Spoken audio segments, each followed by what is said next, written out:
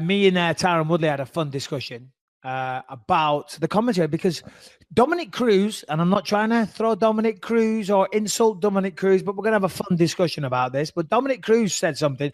Tyron Woodley said the same thing to me as we were watching the fight. When Khabib was on top of Conor in the second round and punching him into oblivion, and the referee was watching very closely, deciding whether or not he should maybe step in, deciding whether or not he needs to give Conor a warning as if to say, you got to fight back. Because it was getting to that point, you know what I mean? I'm not saying it should have been stopped, but it was starting to look bad for Conor. Dominic Cruz was saying, Conor's game plan is letting Khabib punch himself out. And Tyron Woodley starts going, he's rope-a-doping him. I said, what do you mean? He said, he's just trying to let Khabib wear himself out. He's trying to let Khabib wear himself out. I'm like, listen, nobody chooses a game plan of, I'm going to lie on my back, let you punch me in the face as many times as you like, wait for you to get tired, and then beat you up. And the comparison that I used was, he's not Homer Simpson in that one episode where Homer becomes a boxer. Have you seen that episode? Yeah, of course. Of The Simpsons. Yeah, where Homer's got no brain and everyone just punches themselves out and then he pushes them over and wins. I'm like, Conor's not Homer Simpson, okay? Yeah. That's not how this is going down. It's like Rocky 2, where it's like he's getting killed. He's not getting killed. He's getting mad. No, he's not getting mad. He's getting beaten into fucking oblivion. Yeah, he's getting mad too. He's getting mad that he can't fucking get up and he's got his knees tied together by fucking this crazy Russian who spent his entire childhood wrestling bears.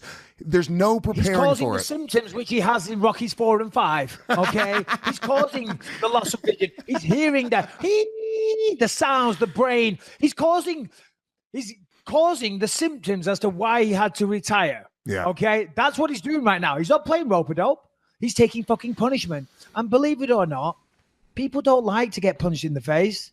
It doesn't feel good. I hate to break it to you. It's like, oh, he's a warrior. Yeah, but if he could not be getting punched in the face right now, I think he'd rather take that angle. Yeah, it was kind of like, there was another moment, something happened with the commentary. I forget. Regardless. But it is kind of weird that those are guys that know better than anyone else, right? Have you ever seen guys that are legitimately in real MMA, which is such a high stakes fucking fight, play rope-a-dope and start losing on purpose to get the other guy tired? Does that even exist in this sport? I've seen guys take a round off. You know, sometimes you can do that, you know, like if you go out there, and I can't think of a specific example right now. Oh, you know what? Gomez O'Neill, Ellis Mania 15. Gomez took off round 2. Remember, he's kind of how could I forget that big one? That was a big one. That was a big one. Yeah, sometimes you take a round off. You know, you're like, okay, I'm just going to coast this round. Maybe take a breather. Problem is, you can't do, you know, a rope-a-dope's okay, I guess, in boxing. I mean, I could play a rope-a-dope against a much shittier opponent. You know what I mean? If you're just that much better than somebody, then you just beat them. Anderson Silva tried to do a rope-a-dope with fucking Chris Weidman and got knocked the fuck out. But then you've got no need to do a rope-a-dope. If you're that much better and you can finish them at any time, why do you need to have the tactic of, I'm going to play rope-a-dope, let them burn themselves out? And it's also that cockiness doesn't, people respect in MMA anyway. Like, look, I know, I guess, you know, what's his name in boxing, the guy who's his arm down. In boxing, all Muhammad had to do was curl up against the fence and block the shots to the body and the head. Yeah. In an MMA fight, if you were to do something similar, you've got knees, you've got elbows, you've got kicks, you've got takedowns, submissions, all that stuff. If you just try fucking around like that, bad things happen. As you just said, Anderson Silva, perfect one. Clowning around, not giving the respect that Chris Weidman deserved, and got himself knocked out. And it never really worked for him, by the way. It only worked against Stephan Bonner. The clowning shit worked one time against Stephan Bonner, and then he was like, oh, cool, I'm going to start clowning people now. And then every other time that he tried to start fucking clowning around at all, he looked like a fucking idiot. The shit with you, where I remember the moment where he was just trying to do this shit where he was going against the cage. And I just stepped back. Yeah, you stepped back and you said, fucking fight me, motherfucker. And it was awesome. And he looked like an idiot in that moment. Well, exactly, because talking about the Anderson fight, Anderson did that against all of his opponents. And part of my preparation with Perillo, we were like, we're not going to allow him to try and play these fucking mind games. And I think it was the second round or third round, whatever. And he backed up against the fence and he put his hands on his hips, like, you know, like he was like, you know, whatever. And I thought, hold on a minute. You're trying to punk me. You're trying to make me look fucking stupid. And you're making yourself look like a badass because you don't even need your fucking hands up. You know what I mean? So on 3 levels, you're trying to win this psychological battle here. So I thought, fuck that. So I just took a step back and put my hands on my hips as well and pointed at the floor. It's great. And then he came forward and said, right, boom, we're back on. Let's go. Fuck that shit. We can both stand here and not do anything. You know? Nick Diaz lying on the floor to kind of like mock him. You know, that was a great fucking moment. That was the best. But it came I watched that live in the MGM Arena. And when I saw Nick Diaz lie on the floor, just all casual and nonchalant, I couldn't believe it. I said, oh my God, I've just become the biggest fan of Nick Diaz because that was awesome. It was great. Yeah. And you know, it's, once again, it was sort of mocking that. And that's what I didn't like about it. I loved Anderson Silva. I was a huge Anderson Silva fan, but that sort of clowning around and that sort of like, it didn't, I don't know what it is. In MMA, it didn't fucking play well. You know what played well? When he fought a perfect fight against Chris Lieben in his debut fight, and he didn't miss a single shot, and he just went in there and was a killer.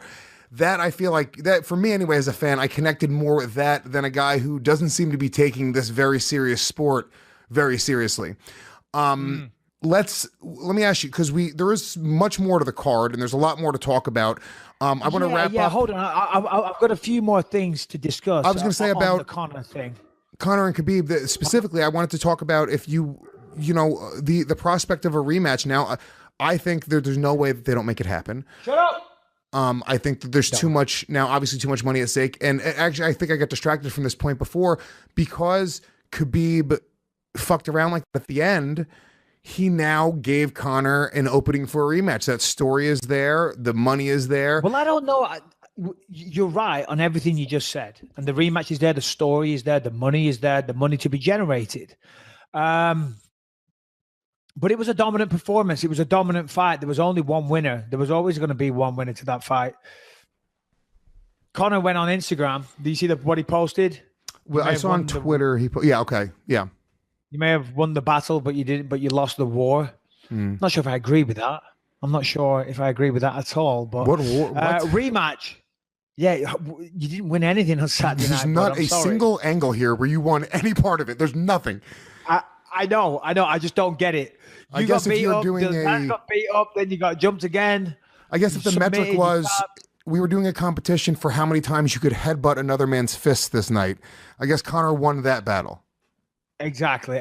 So, you know, you've got to say what you got to say. You got to try and hold your head high, whatever. So fair play to him. Listen, Conor's a fighter. He is. You got to give him his due there. And he would want a rematch. I'd want to do it again. Anyone that's gone out there and dominates you like that, you want another crack at that. You want to try and rectify that. But I think once the dust settles, we just don't know. We just don't know. I mean, he could disappear now. He's certainly made enough money. Of course, he's got a lot of other business endeavors going on, so he doesn't need to fight.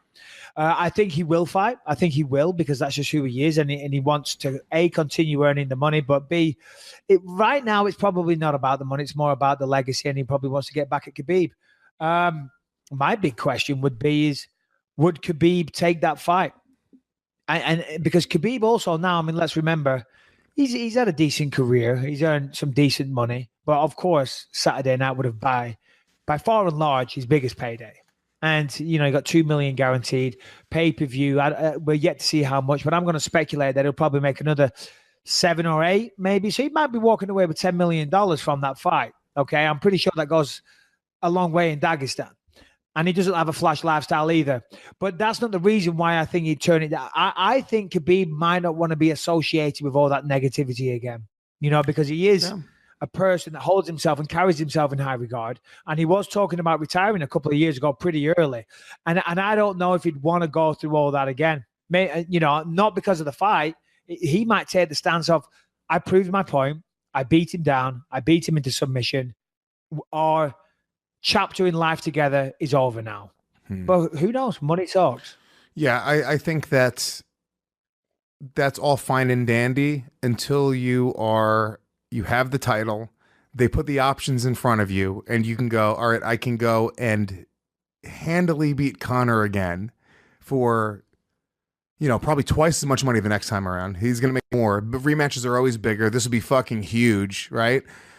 Or I can go fight somebody like Tony Ferguson, which is a way trickier fight. Way trickier fight. Way more tools to beat. Trickier fight. We just watched Tony Ferguson fucking, you know, smash Anthony Pettis with an awesome performance. Really, I think Tony Ferguson is not great in interviews. I feel like his words are working faster than his head. I feel like I like Tony a lot, but I feel like he always misses the mark when he's trying to talk shit in those interviews. But he's a fucking killer. But I'm talking about, who that has to be sold over and over again. Tony has to be sort of like sold to you as the dude, even though he was the dude, legitimately the dude. They took away that interim title from him. Why wouldn't you take the easier fight for substantially more money? In what world wouldn't you do that? I agree. Now,